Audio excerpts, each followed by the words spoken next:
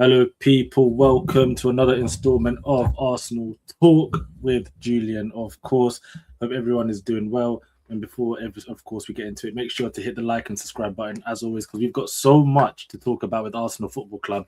Things are really heating up. But yes, Julian, how you doing, bro? I'm good. Hope the people are good as well. We've been off for a couple of days, but we're back on it now. 100%, 100%. We're back on it. So much to talk about. And to be honest, that's the only thing I don't mind. As in, I don't mind when we give it a bit of time. There's so much, that we have to go through. But yeah, let's just get straight into it. Obviously, we'll start with the Champions League, and we'll start. As I said, we're not going to waste any time. We'll go straight into that. As I said, there's so much to talk about. But the Champions League the other night, guys, against the Leverkusen, 2-0 victory for us in the end. And I don't know, let's just get your general thoughts. What do you think about our performance? Because for me, just to obviously set the pace on it, I felt with the second half of the Everton game and just the general performance of the game against Leverkusen, I feel like we're starting to pick up pace in terms of actual performances. It looked like we're getting somewhere now. It looked like we're ready now for the business end of the season. I don't know how you felt about that, if you had a similar feeling to me as well. Yep, I completely agree, bro. Like you said, it's the business end of the season now. We need players, the team to find form, a bit like a train, finding their rhythm. And it looks like from that second leg against Leverkusen, they're hitting that rhythm. Single players are even starting to pick up form. Eze to name one. Rice, although he's been splendid the whole season, really picking up now. So hopefully again we see the same on Sunday. But it looks like the team's doing their job. 100%, bro, as you said. So, yeah, let's just refresh our memories a little bit. Obviously, 2-0 on the night, 3-1 on aggregate. And that first goal, I think we should just start with it very quickly. Enquiries Eze. Bro, talk to me. Like, this guy, he's number 10. That's him now. Finally. And I think he's replacing Odegaard. Like, I know Odegaard's injured right now, but I'm not sure. Arteta loves him, and he'll probably make his way back into the team some way. But for me, Eze needs to be the 10 going forward, and that's that.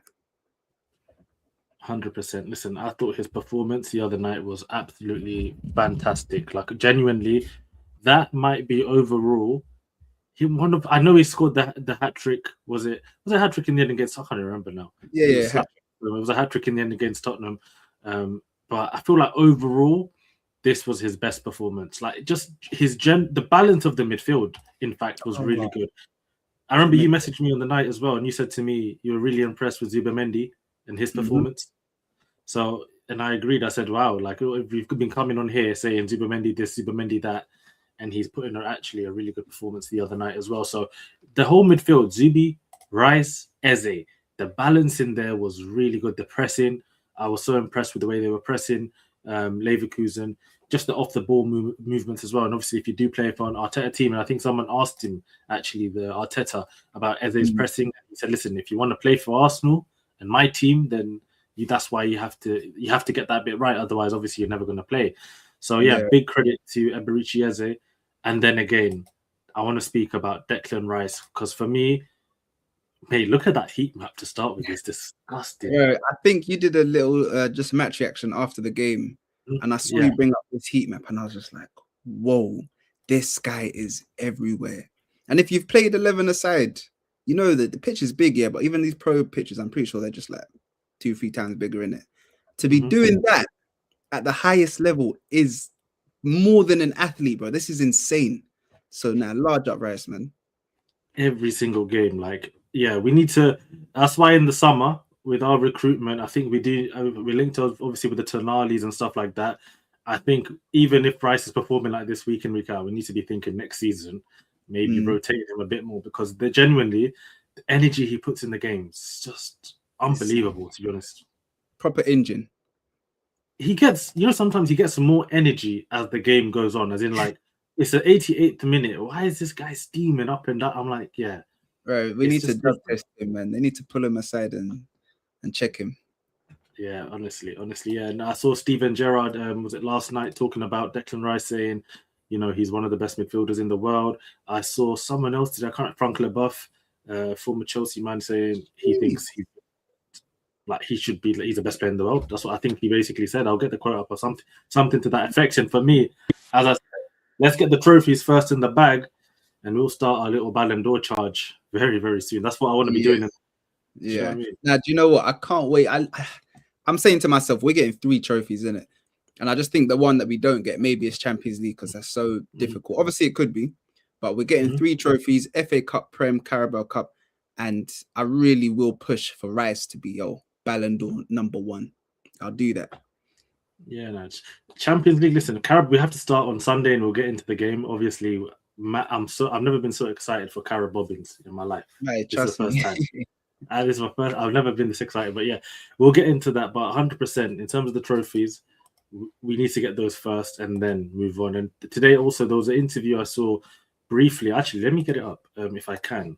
It wasn't. It was just a little clip.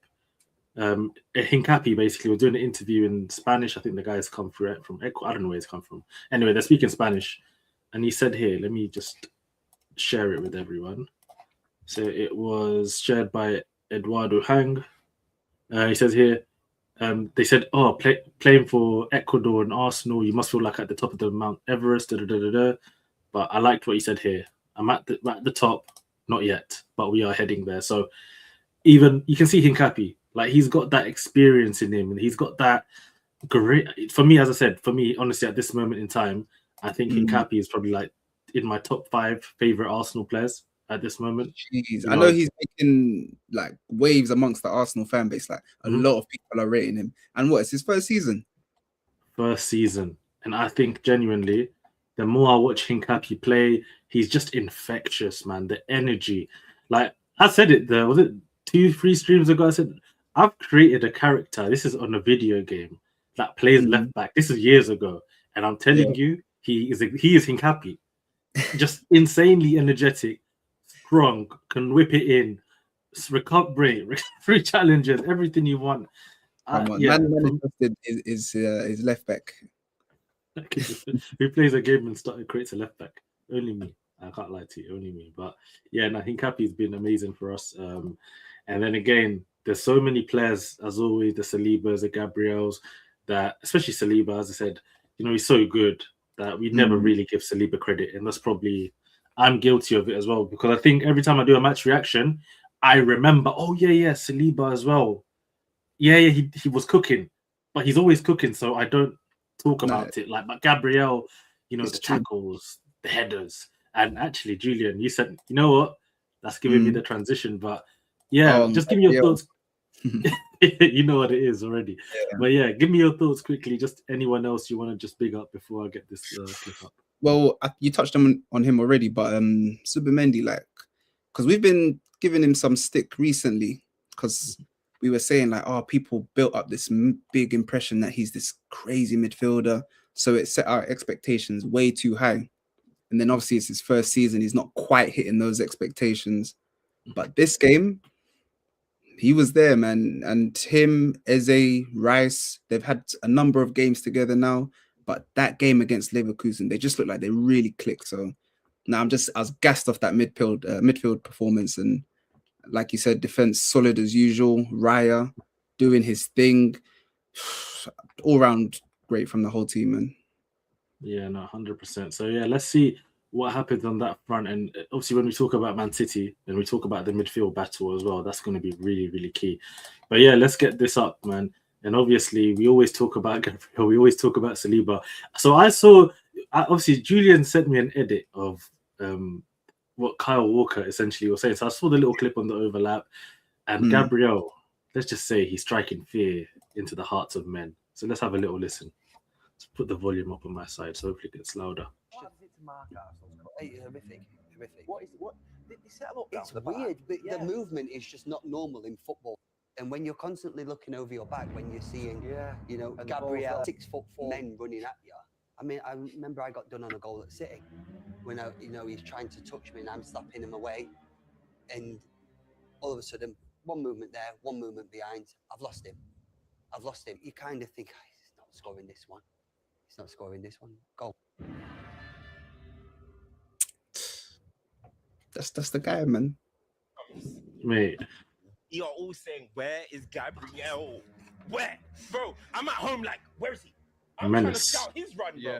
And it's a goal. to don't let Gabriel to go with all that power in the balls. In that moment, they opened the path for him to run, and you see how high he jumped in that moment. It was very difficult, of course, for us to win that challenge in the air.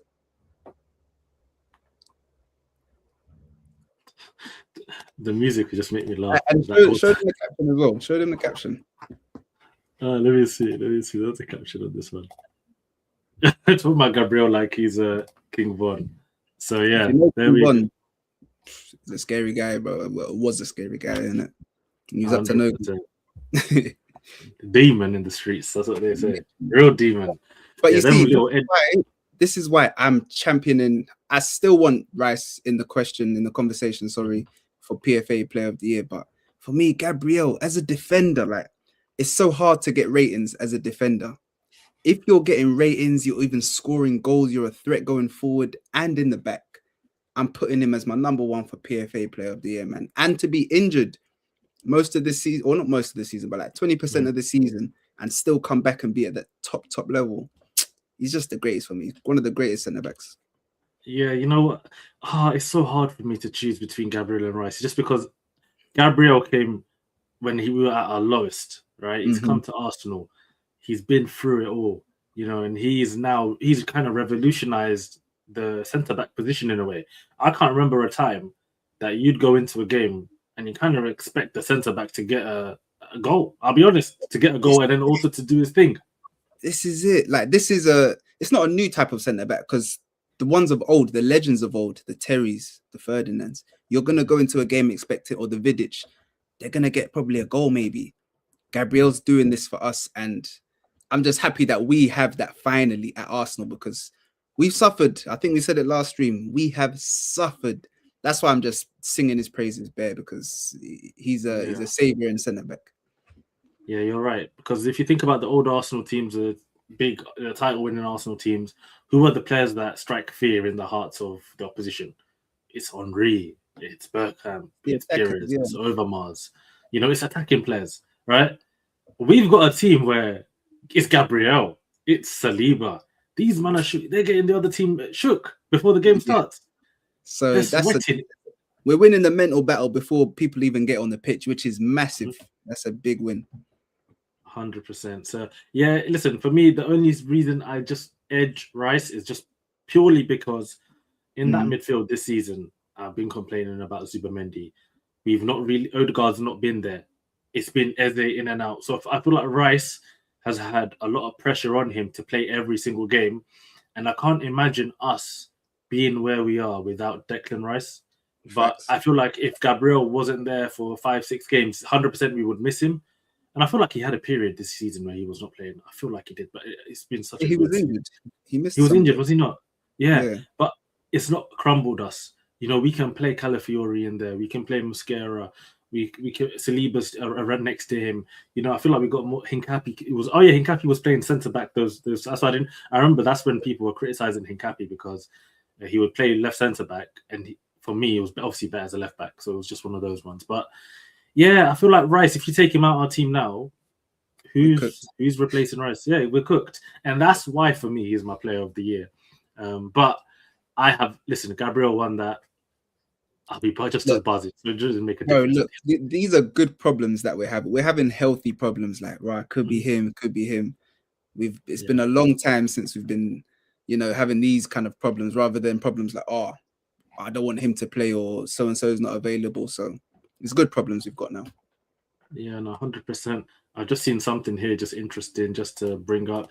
And this it's just a minor thing. But it says here, after the Everton game, several players decided to just stay behind and watch that Man City game, obviously, together. So, yeah, obviously we've been locked into that title race. And I think, to be honest, that's a good transition, because we've been keeping an eye on Man City in the title race.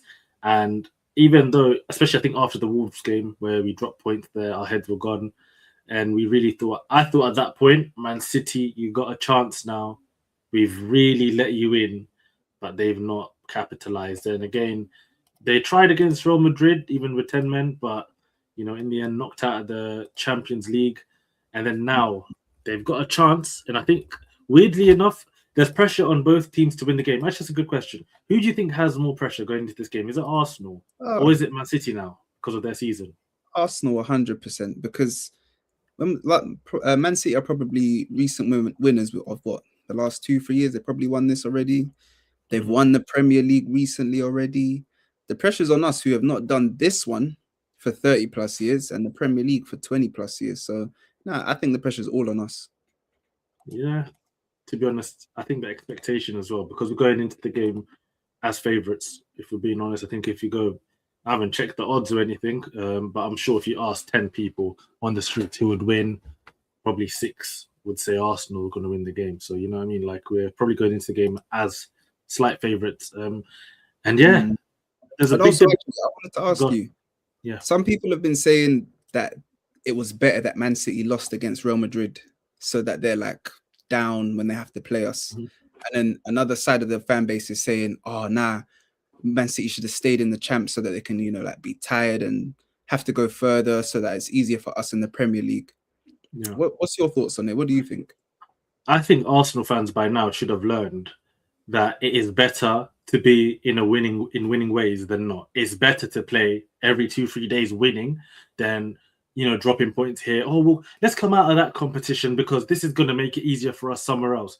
Clearly not. We've had that before as Arsenal fans. We've had these discussions. Oh, should we get knocked out of the FA Cup and then that could help us win the Premier League? No, it won't help you win the Premier League. You need to be consistent week in, week out, game in, game out.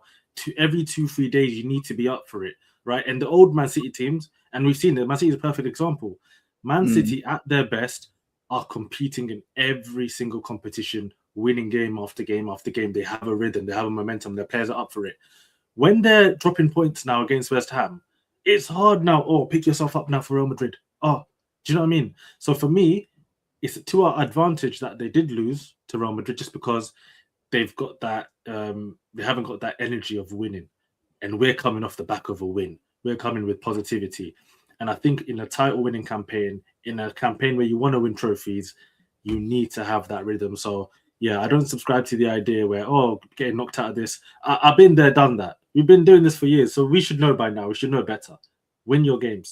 And I think I like that answer. I do like that answer. I was on the fence about it. I was like, yeah, obviously, if they stay in the competition longer, like they're more prone to being tired because more games, etc. But I was also kind of with what you're saying, like, bro, if they're not winning, that builds a bad momentum. They go into the game against us not winning, they lose that. That's part of the momentum that they're in. So yeah, 100%.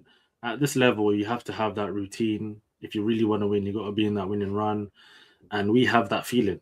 We do, even though obviously we've not got the trophies yet, but we've got the positive feeling. Man City haven't got that right now.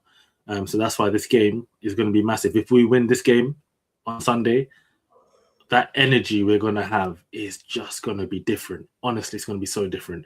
But there's a big question, guys, and I think you can see it in the title. I had to put it in the title because there's been a debate today. Who is going to start in goal? Is it going to be David Raya, who hasn't played a game in the Carabao Cup? Or is it going to be Kepa, who has been playing the Carabao Cup? Does Kepa obviously deserve to play? It's a squad game, blah, blah, blah, blah, blah. Julian, you're the manager. Are you telling Kepa to sit on the bench despite what he's done in the Carabao Cup? Or are you going to just continue with him because it's the quote-unquote right thing to do as he's got us to this point with obviously the help of his teammates? Yeah, it might surprise some people, but I'm keeping him, bro. I can't lie, because football, as a manager, I mean, it's in the word man. You have to manage, bro. If you tell a man, play this position, do all this work for me, then right when we're about to eat the cake, you're dropped, by the way. That sends so many different and bad messages to him. Like, he will never play for you again, bro. Like, we might as well sell Kepa after that if we do that. Obviously, I prefer David Raya. I think he's a better goalkeeper, but Kepa has been the goalkeeper that's got us here. If we now drop him because we just want to choose our better goalkeeper, we might as well just sell him. And it's so disrespectful, to be honest. Like, and I'll tell you, we'll go with Kepa. I know that he will. Yeah, to be honest, right, me as a bad mind individual, I said at the beginning, I said, just tell Kepa sit on the bench. I don't trust you like that. Raya is playing. I'm trying to win this trophy. But after thinking about what you've said as well, it would be very unfair for him not to play. Just because, we have a squad, it gives everyone else who's been on the bench, a chance to say, listen, if the manager says he's going to do something for you, he's going to stick to it. So, because of that reason, I think Kepa will play. Although, obviously, I would prefer Raya to play, but we're going to have to just trust Kepa. I think we all prefer. But again, it's not fair. As you said, like he's played all the cup games before. Just because now in the final, you stick him on the bench. And let me tell you, if we was in some alternate parallel world to play Raya, and then we lose that match, bro, it's a mess up.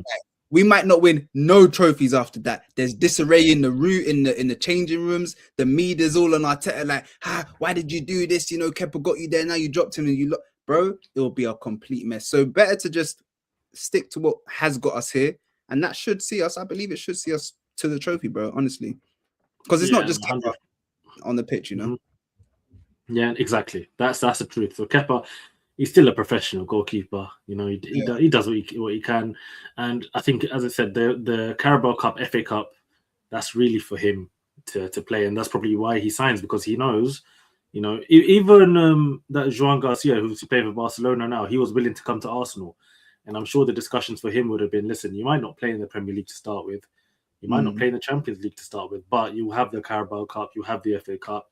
If Raya's obviously out, you'll be the playing, So at least there's a guarantee of games for you. But if you just drop Kepa now, it's just not the right thing to do. But let's look at Man City's obviously last 11. So let's look at their 11 against. Let's look at the 11 against West Ham. I think that will give us more of an indication for how they could line up. That in the Carabao, apparently, is it Trafford has been playing in goal? I'm sure, they would have been playing their number 2, right? So let's actually let me have a look at their last Carabao Cup game.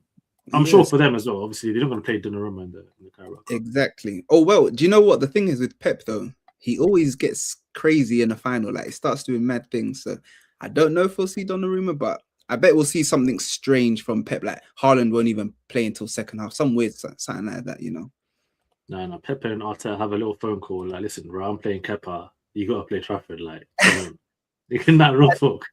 You can't just up it, bro. Any Aluko, bro, with these claims. The phone call, like, you do this for me, I do this for you. Yeah, bro, like, it's only fair, innit? Like, it's like if you're playing FIFA with your boy, innit, yeah? He's on a 4.5 team. You're like, I'll just use Real Madrid. He's like, what? What do you mean? Go find another 4.5 star team, bro. So listen, have a little convo. I'm sure. This is the no Haaland, bro. I'll tell you, he's not going to play in this. He's not going to start. At least he might not start. You think Haaland won't start in this game? Nah, Pep's a madman. Weird. I need Haaland in Gabriel's pocket. Listen, Haaland's put up a tweet already. He said we need to do better in the next game, meaning this game, the final. So Haaland is not going to accept sitting on the bench. I tell you that for free. So I'm sure he's going to play him. So I think, to be honest, with both teams, all it's going to be, they'll play their best 11, and it'll just be the goalkeeper. That is the difference. So if I go to the West Ham game, actually, let's just see the Real Madrid game in terms of the 11, because obviously they ended up getting a red anyway. But if I get that doesn't carry over to Carabao, does it? Nah. That's Champions League, man. But this was their last 11. So imagine now, obviously that'll be Trafford in goal. Nuri. This is the thing, the defense, I'm not sure. I feel like let's see his options on the bench, because he got Gay, he's got Aki. Oh, Gay can't play because he signed a bit too late. Oh yeah. Okay, it's cup timed. So it'll be Kusanov then. Kusanov Diaz. Diaz, more time. It will be Aki Diaz, Kusanov, whatever. So Nunes. I don't know. It's interesting, their team. I think this is the problem with Pep's team. I'm not really sure. Like, why is his best 11? This is the problem. See with Arsenal, and this is another reason we're probably top and they're not. It's just I don't know their best 11. Like, I feel like they can play so many different 11s. No one knows what is the best configuration. Pep hasn't figured it out yet. And even me as a you know, as a as a spectator, it's difficult to kind of work out. So yeah, I don't know. I think they've got some obviously star players that will always be starting. So like Haaland, Donnarumma, but obviously not for this cup. Cherky, Rodri, but go down to the subs bench quickly. Yeah, let's have a little look here. So obviously they got I think the Semenyo. only one there that probably does start is Semenyo, to be honest. Yeah, Semenyo feels like a player to start in the cup final for sure. Yeah. But yeah, no, I don't know. Gonzalez, you got Trafford, Stones. Oh, O'Reilly as well. I'd probably say he's in their starting 11. He's been good. Philip Fodinho, Savinho. Nah, these men have been left back in the change rooms a lot this season. Foden's career, mate, it's on the floor, mate. He should have left Man City 2-3 years ago. I don't know. That's his one mistake in my eyes. He should have went to a team that wanted to play him, like, and make him the main man in their team. Like, I don't. Yeah, I'm not a fan of how Foden is. I know he's a Man City boy and all of this, blah, blah, blah, blah. You know, it's comfortable, but I feel like for his talent, honestly, his talent is top. I feel like he should have tried to move. I think it's just because obviously he's at the top of the top with Man City, was winning the trebles, Champions League. So it's kind of like anywhere you go from there, I think is down unless you're going to a Real Madrid, a Barca, and then man just ain't in for Foden like that. So yeah, man, but he could have took a little step down, man. I know it's hard to say. It's easier said than done. Easier said than done. That's it, right? Easier said than done. Cause to be honest, I don't even know what team he could have joined. Yeah, you're right. What team's even really been interested in Foden and willing to put up the money? But I do think maybe not this summer, but next summer he is going to make that step somewhere, and it probably will be a step down from Man City because, like I said, there's only a handful of places that you can go that are up from there. So yeah, and I don't know where he could go because you couldn't see him coming to Arsenal, for example. I couldn't see him going to United or Chelsea, Liverpool. Maybe Liverpool. You know why? I don't know. I don't see. It's so odd. I'm just trying to think where he could go that he would push him as a player. Yeah. I don't know if Liverpool see him as a club, but they don't really have like a. Obviously, they signed Wirtz. They don't have like someone like Foden. I don't know. But when they had Coutinho, he was very Foden like, and maybe they can do remontada on that one there.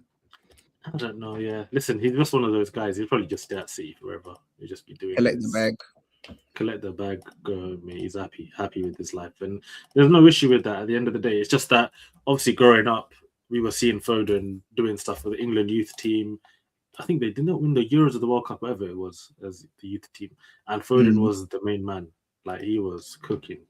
So like the talent he had in our heads is like, and it's like last 3 years, it's not gone anywhere. To be honest, still don't know his best position. But that's another thing of being under Pep. You know, a lot of players, obviously individually, they're amazing, but when you're in Pep's system in his team, I feel like a lot of players just not decline, but they're overshadowed in it. Like the Grealishes. I don't know. There's some players that obviously do shine, but I feel like you can just really get shut out by Pep because he's the OG in it.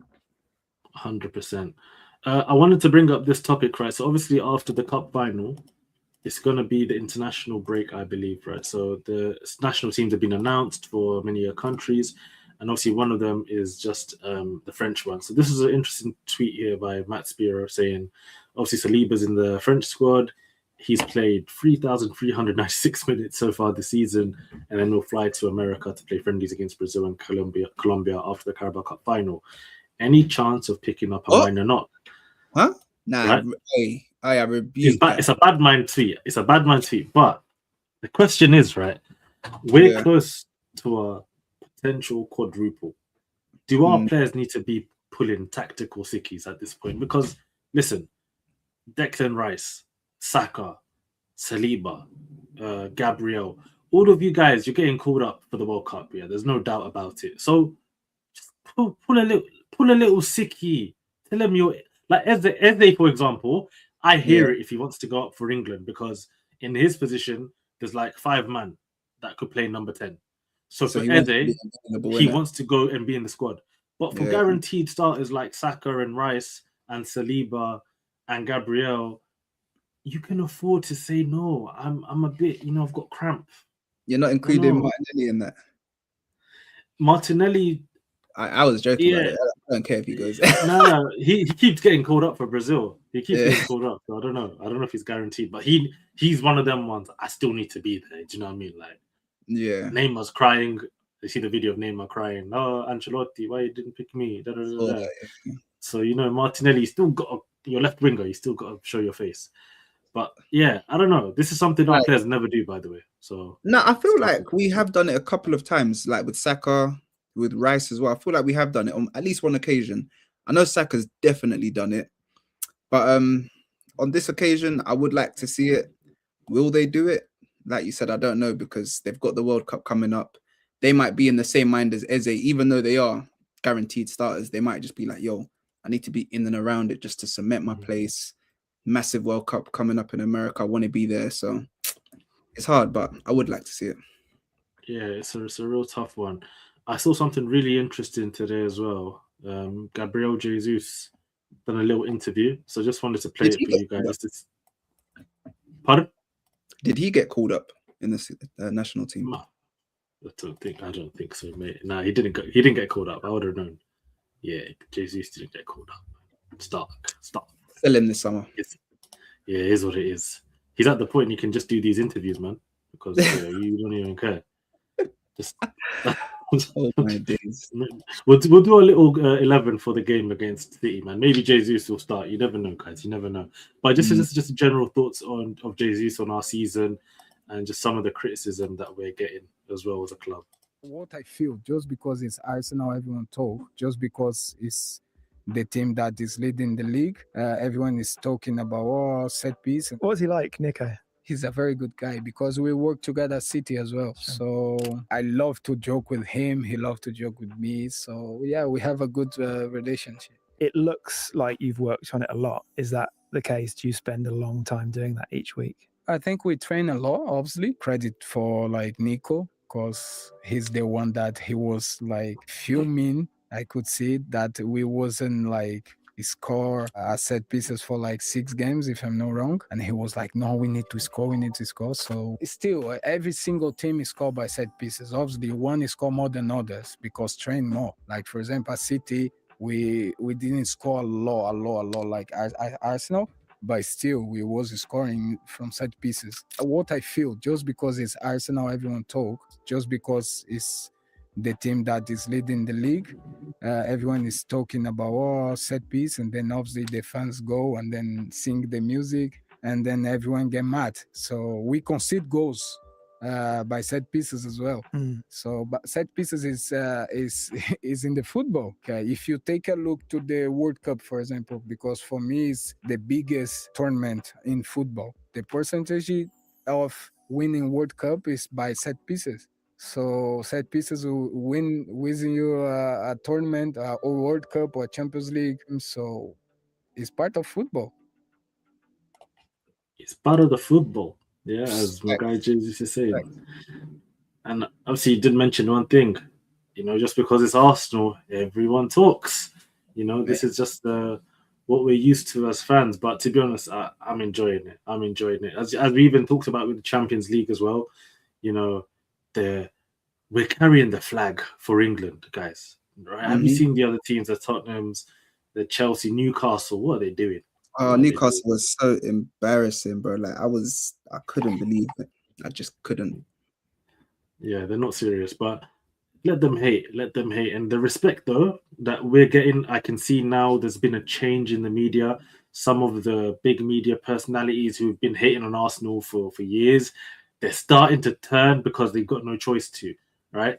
And even this club, these players, the manager, that's why they need the trophies. Because once you have the trophies, no one can say anything to you. But if you leave a little window for your enemies to come and attack, they will take it. Right? We're Arsenal Football Club. Do you know what I mean? They want to see us fail. That's the truth. Our enemies hate us. And they're everywhere. So Arsenal fans, we've got to keep that in mind. and the players as well. And that's why, you actually going back to that question when we talked about Arsenal, Man City, who has more pressure to even win the Carabao Cup final? It definitely is us. If Man City lose, who cares if Man City lose that final? Let's be honest. Even if they win, nobody cares, bro. It's like, because we've just seen them dominate English football for a good 5 to 10 years now. It's even boring. So it's time for somebody else to win. We're the ones who are there, ready to step up. So yeah, the pressure's really on us. Exactly. And no offense to any Man City fans if they exist, but because everyone knows it's not organic, that's why no one cares as well. Like, ain't no one growing up knows a man. Bro, I think I've met, like, in recent years, 3 Man City fans. No, bro, I think it's the same for me, like 3 maximum. Yeah. That's it. Obviously, I've gone to Manchester a few times. I've obviously bumped into a few more Man City fans there, but it's not like Arsenal or Man United or even Chelsea, Liverpool, like the big clubs. You go everywhere, you'll see fans of these clubs. But with Arsenal, the hate is different, but I love it. I don't know about you, but when they sing boring Arsenal, it just fuels me. Yeah, bro. Don't let nobody gaslight you into this set piece thing is cheating or is boring. And like you said, people are now realizing, because we're getting closer to those trophies, like, I don't have a voice no more, because what I'm hated on is about to bring them a lot of success. So yeah, man, it's rage bait, man. Don't fall for it. Do not fall for it. 100%. We can't fall for it at all. But yeah, let us get into a predicted 11 for this team. So let me get my lineup board out, actually. If I can, I think I called it tactical board. Yeah, there we go. And we'll do a little 11 for this game against Man City before we wrap up. So let me just move this here. Ooh, 3 days, people. 3 days. Is it 3 days to the base? What day is it today? It's not Thursday. Yeah, my head is cooked. I keep thinking it's Friday the whole day. It's because I've been off today. That's why I've not been at work. I'm confused. So when you're not working, you're like, what? Ariza Balaga. So we're saying that's Kepa, yeah? In goal? Yeah. All right, cool. So unanimous decision, even though I would have loved it to be Raya. We will go with Kepa. It's fine. Just for the honor of this team. We'll start at right back. So Timber, I've read somewhere Timber was fit. Let me see. Do you know what? Obviously, last game he played Ben White. Actually, before we do this, what was your thoughts on Ben White against Leverkusen? I thought first half, Ben White was showing me some really good stuff. Some of the passing, like forward, trying to break the lines, really good. I think towards second half, there were some mistakes that he was making here and there. But to be honest, he hasn't played for so long. You expect that from him. Yeah, no, that's at the beginning when he was. Yeah, at the beginning, like, he started well. He's making some good runs, overlapping with Saka, trying to disgruntle the left back. But then I think second half, like you said, he's not been playing. His stamina's probably not at the top shape yet, and he was making some silly mistakes. So he did get pulled off eventually for Mascara, right? Yeah. So, and I feel like he started that game to rest Timber so that Timber can start this game. So I think we'll see Timber, to be honest.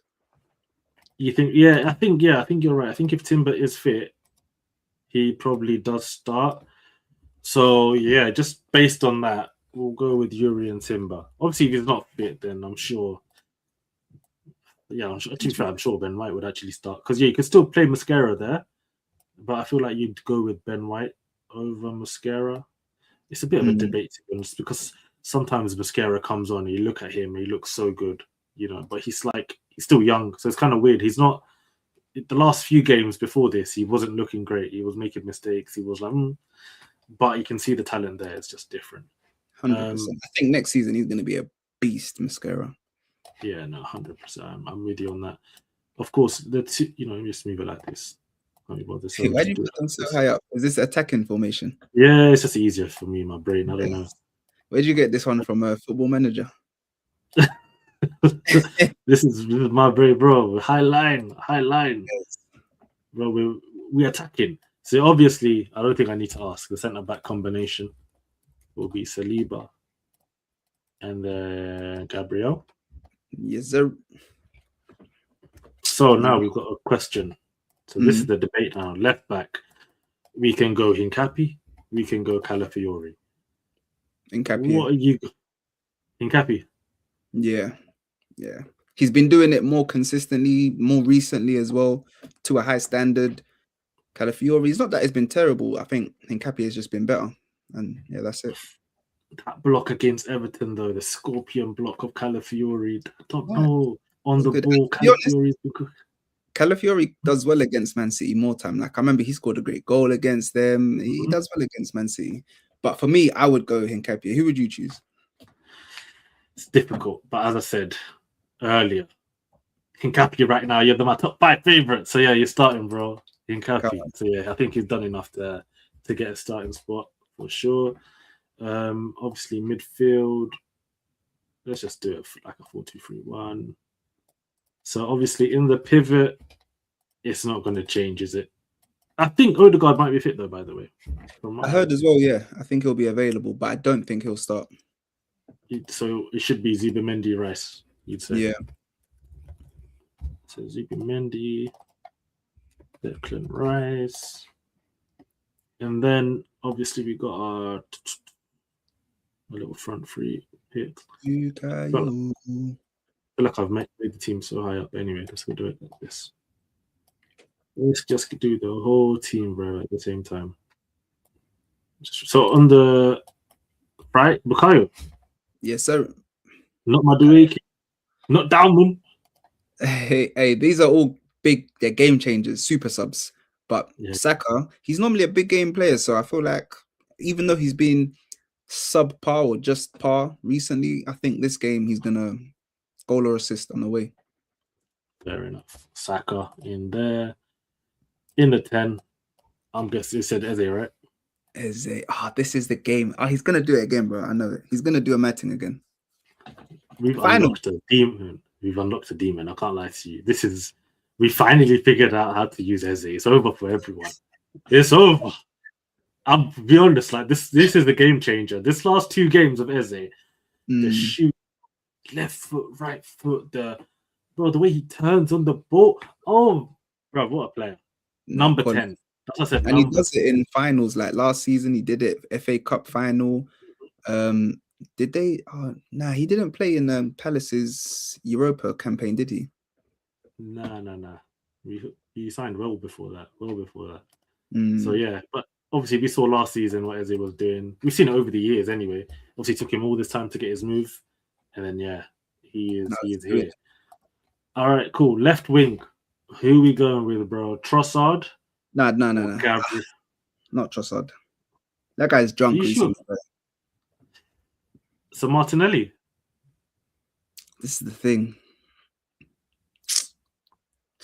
This is why we need to get in the transfer window and get a serious left winger, because this is a bad problem we have where nobody's really good enough to start.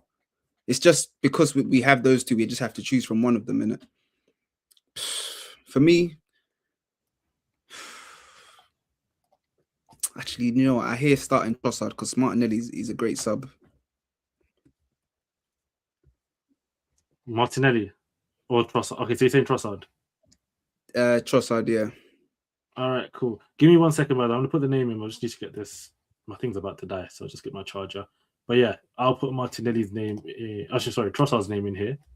Mm-hmm. And then yeah, go while I'm doing this. Just talk for us, because this bit is hard, in my opinion.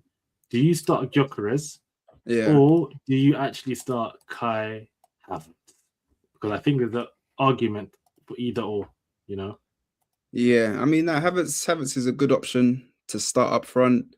He's experienced. He's played Champions League finals. He scored in the Champions League final to win it for Chelsea. But recently he's been dealing with a knock, so I don't think he's the best to start. Whereas Gyökeres, he's done it in finals as well, albeit in Portuguese league. He's done it in finals. He's in great form. He's scoring, and I think he'll want to really cement his name in Arsenal glory. So I think he starts, and I even think he can get a goal this game in the 90 minutes. So we're going with Gyökeres. That's what you're saying. Gyökeres, yeah. And that actually leads me on to say or ask, How do you think this game's going to play out in terms of result? Is it going to be done in the 90 minutes? Is it going to go extra time, penalties? What do you think is going to happen? Oh, that's a good one. I think we get it done in 90 minutes. But you know what? The last time we played at Wembley against City was Community Shield. I think I was there, yeah. And it went all the way to penalties. I think Trossard scored the winning penalty for us on that day. So it'll be tough. But I do think Man City's defense, man, we can get at them. We can genuinely get at them. And that's what sometimes makes me think here. When you're saying to start Trossard, I don't know. I mean, I don't really love Martinelli and what he does sometimes, but just the pace. Yeah. You know, like I feel like that transitional pace, that threat in behind, it could work. But then again, I think Gyökeres is like last match especially. I think he was doing a really good job holding the ball, linking up play, running with the ball as well. I like that. He looks really fit. To be honest, Gyökeres, that's the one thing I wanted to say actually. Gyökeres, since he came into the team to now, looks like he has been working hard. You know, despite obviously his technical level is what it is, not going to change. But physically, he's in shape. And that's why, for me, I agree with you in terms of starting Gyökeres, because at the very least, Havertz coming on with, like, let's say 20 minutes to go, it will be good because I think at that point, even if Gyökeres doesn't even score, he would have just knackered their defense just with his runs, his movement, just his general energy, his pressing. So I like that about Gyökeres. And I think him and Eze, the good thing about Gyökeres, when he's just doing whatever, running around, it gives Eze a lot of space to operate in. You know, if Havertz plays, obviously if Havertz is here, you know, he's trying to link up play, he's coming in here. You know, sometimes it could obviously work out. Eze maybe could go more here. But when Gyökeres is pushing up, now Eze kind of has all of this room just to operate in. Right. Exactly. I like the idea of Trossard and Hincapi as well, because Hincapi does the overlaps. And obviously Trossard can play in those balls there. The issue maybe is the right side of the team now. Because Timber, a lot of the time, he ends up on the ball a lot. So she's Zubimendi, sometimes maybe will come in here, and you see Timber just doing whatever in here. And sometimes it doesn't really bang. I don't know what it is. It just, I would prefer Ben White here. Yeah, Timber's going forward isn't the best. He's only really good in the box with like a header or something. But other than that, he's not really the best. And when he is in those advanced positions, he's taking up the space of Eze, Saka. So, and they're better on the ball than he is. So, yeah, man. I think that's why he doesn't do too well. Yeah, and to be honest, the way this is what I'm saying. Rice has been. This is why for me, Rice my player of the year because I put in him like when we're attacking with the ball. Sometimes, right? Let's say Timber's in here, Zubimendi's in here. You know, 1 second Rice is actually here. He's between our centre backs. Then next second, bro, the guy's. I'm like, what's going on? You know, everywhere. He's just everywhere. That's why the heat map is a joke. The next second he's over here, bro. Genuinely, Declan Rice. Without him, this team doesn't function in the way it does. So big him up. But yeah, tactically, we have many ways of playing, even from the back. Obviously, sometimes you can do like a free like that, and then Timber's in there. This is the thing. Despite whatever we do, a lot of the time Timber ends up having a lot of freedom. I feel like he doesn't know what to do. This is my only issue. I feel like even though Timber's really good, like he's a good dribbler of the ball. He's got a good touch, you know, he can dribble himself. He just hasn't got this final pass in him. And sometimes he'll be, sometimes he'll be here. And you're like, it's still not really, it's not even deadly when he is there. It's like, he just doesn't know what to do. Exactly. And that's my issue sometimes with him. And for me, that's why, I don't know. I love Timber. Like, in terms of this is why you play him anyway, because on their side, let's say, I don't know, who's that? Let's call that. Let's call that Doku. That might be Semenyo or Doku, yeah. Yeah, let's call that Doku. Let's move our team back now. This is where our defensive. Yeah, exactly. Yeah. So attacking wise, we know what we are. We have different ways we can defend, though. This is a thing. So obviously we've got Saka in here, Eze in here. You know, you can do it in a 4-4-2. It is a 4-4-2 when we defend. Yeah. Normally this is kind of how we defend.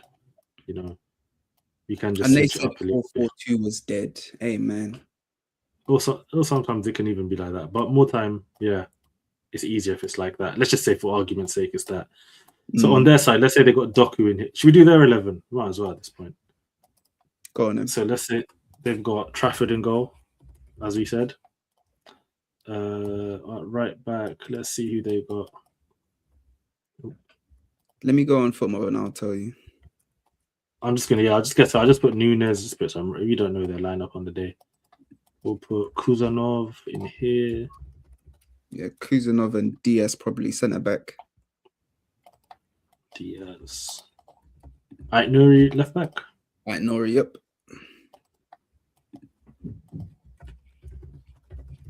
Nuri. Then Rodri, lone DM. Yeah. Then they've got Silver centre or Cam. Silver and Cam. Yeah. Semenyo right wing. And they've got O'Reilly here, left wing, but we can stick with Doku, it's all right. So where's Silver plays? It'd be like that with them. Ahead of Rodri. Rodri's a lone 6. See, okay, so I'll put him as an 8 for now, like that.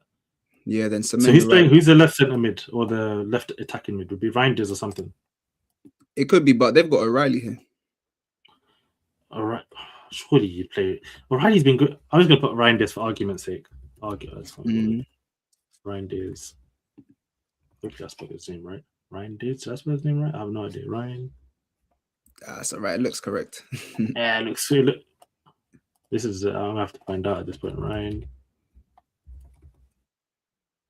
Rajan Diaz. Rajan. Man, saying Reijn. Reijn. I sorry, I did it. You got it correct, bro. I got it correct the first time. Yeah, I got it correct the first time. All right, cool. So who's playing? Sorry, who's playing right wing for them? Semenyo.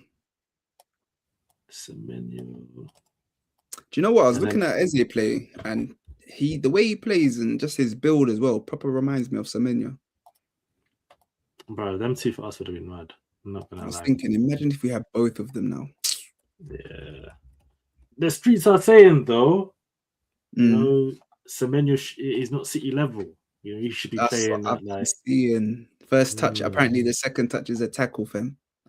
Yeah, they're saying, listen, he should be playing for Everton or something. You know that mid-table could push into Europe. Them kind of teams push them over the line. Even Gay has been catching smoke as well. Gay has been catching smoke too. You know. Right, they're hating on the black G's now, fam. What's this? Yeah, I know. They're saying Gay ain't ready for this life. Hello. Bro, they're still new. It'll take time for them.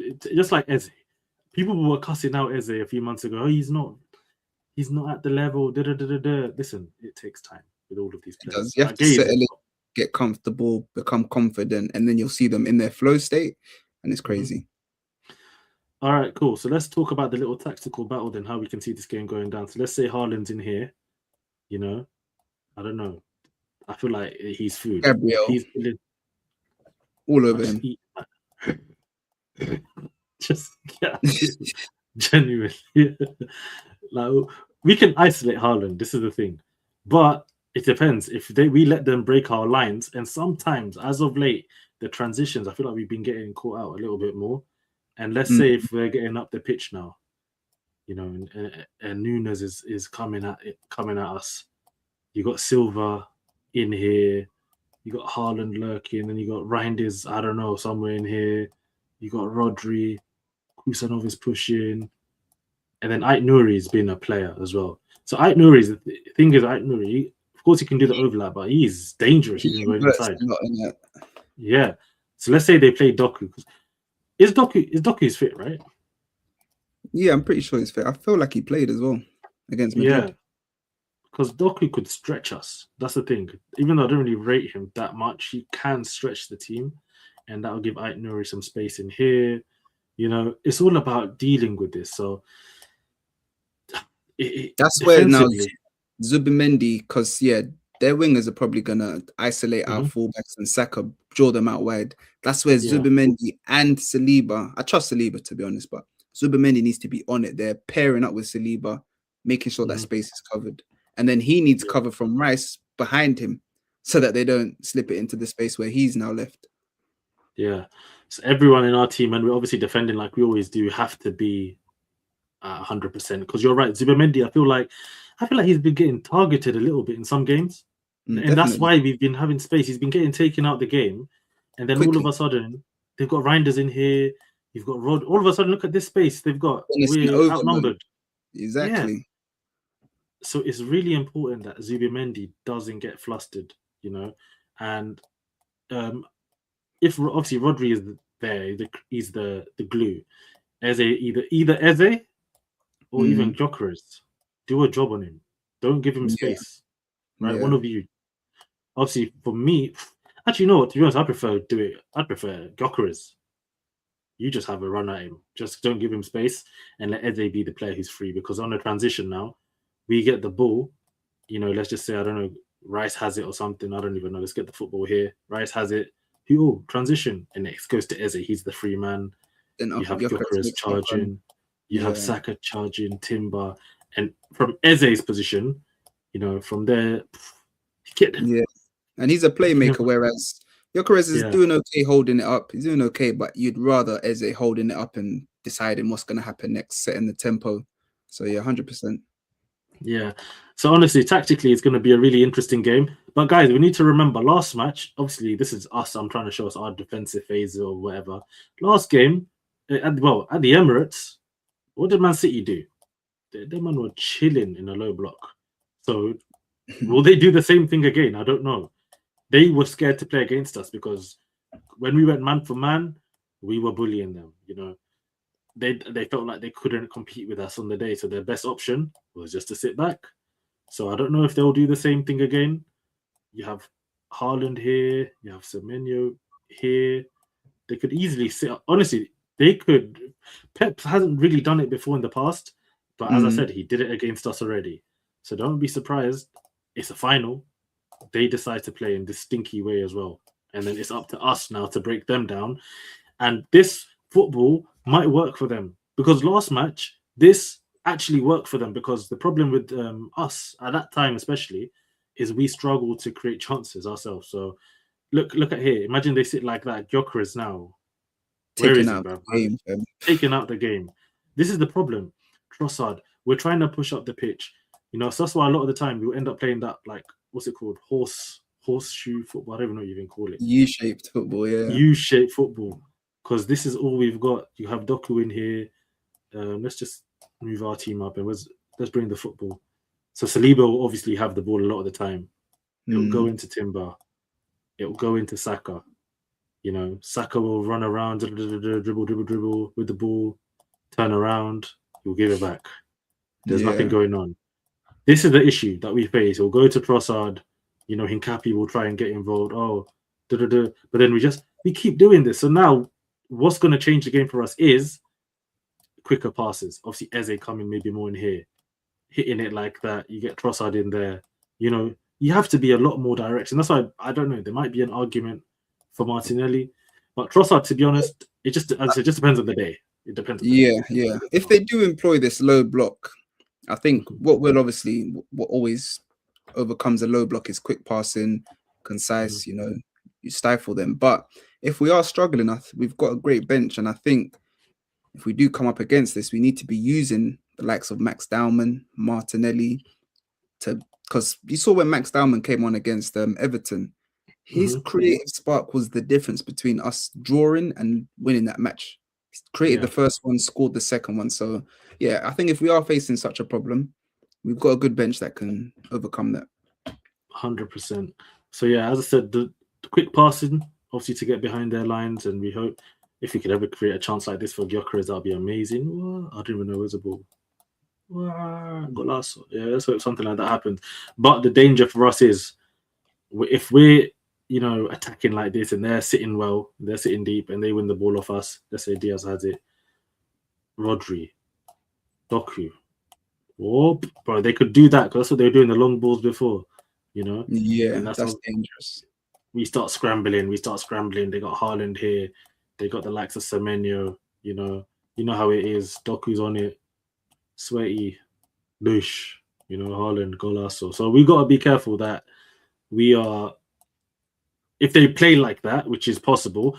And the thing is, they might not want to play like that, but because of the way we might dominate them in the midfield, like honestly, we could dominate them in the midfield because of Rice, Zubamendi, Eze, and they end up in that position. But despite them not wanting to be in that position, it could help them because they've got this threat on the counter. And I think someone like Haaland plays better if his team are playing more deep and he has more space to run into. So we need to be careful that we avoid that kind of situation. And it'll be on Gabriel and Saliba, obviously, to snuff him out. But we don't want to give him space because you give this guy. What was the game? It was not last game or two. There was one game recently. 3 game. Oh, what, against us? Yes, Savinho assist into Haaland. So like Savinho was over here 3 games ago or something like that. Exactly. So Haaland, normally we've done a good job against him, but as you've seen, if you give him that time and space, it could get spooky. So, man, this is going to be such an interesting game tactically. You know, Arsenal, City, the way Pep, Arteta, the tactics, the way the team set up, it's always fascinating. To be honest, from that, if you're neutral, people say football's boring. No, it's not. Like I'm looking at this game and it's like chess. Like, and this is a classic master versus the student. And now the student's at a level where he's taking on the master, obviously Arteta under Pep. We'll see who comes out on top. Recently, what have the 2 recent scores between us been? What, 1-1 and what was the other one? 1-1. 1-1 was the last game. We beat them 5-1. Was it last year? 5-1. Yeah. I don't know the Etihad game last season. I feel like it could have been a draw. Bro, we've not played them a second time. We still have to play them in the Premier second time. Oh no, I'm talking about last season's fixtures because it was like 5-1 last year. I was talking about this season. So we've drawn with them. We beat them last season, bro. It's the master and the student. They're going at it, but this is where it's an accumulation of like this is the final. So it'll be interesting to see who comes out on top. 100%. But yeah, let's see what happens, guys. But on that note, I think we'll just leave it there for today. Let me just check if there's anything interesting that's popped up Arsenal related. And score prediction, Bilal. What do you think the score is going to be? 2-0 Arsenal. I keep predicting 2-0 Arsenal. It's been working so far, so let's keep it up, man. Another 2-0. Let's just go for it. Hey, now I'd love it. Yeah. I've been every time because Kepa's in goal. I was going to say 3-1. So just like, damn, Kepa. You're hating on Kepa, fam. No, I'm not hating, but there's a good chance we're going to concede 1 goal, man. I'll be real. Nah, I think it's going to be 1-1, 90 minutes. Gabriel header in extra time. 2-1, we win the game. My heart can't take it, but Fairs, if we win, as long as we win, man. Yeah. I want it to finish in 90 minutes, man. Well, 100%. 2-0 would be perfect. Yeah, let's get them done, man. Let's wrap it up. I'd love to have a final against them where we just, like we've had those finals against like Chelsea in the FA Cup and stuff where we're just wrapping them up. Just wrap it up. Convincing. That's kind of convincing. You're watching the game stress-free. That's kind of what I want to see. But as we went through the tactical discussion briefly there, it's got the potential to be a difficult game at the very least for us. But yeah, guys, we'll just leave it there for today. Good stream as always. Just make sure as always to hit the like and subscribe button. Make sure to tell a friend, and more content is coming on this channel. So big up everyone who has been liking, subscribing, and just following the content throughout. So take care and peace, and we'll see you guys next time.